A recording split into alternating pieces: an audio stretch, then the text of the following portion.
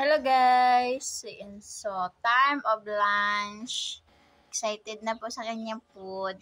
Dahil ang food niya ay carrot soup at may rice soup.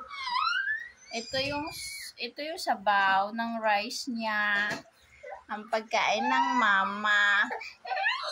Excited na nga po siya. Ibublo muna. Wag na daw mag-vlog ang mama. Kasi nga daw gutom na siya. At gusto niya po yung rice. Ito na, ito ay mainit pa man.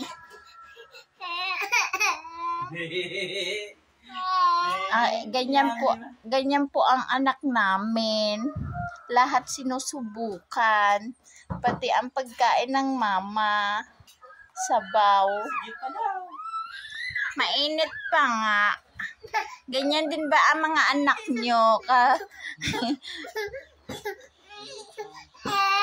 Kailangan po blow natin ang pagkain. Kasi mapapasok ang bunganga.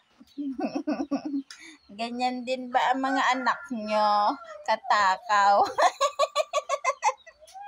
Comment below na lang. Kutsara muna.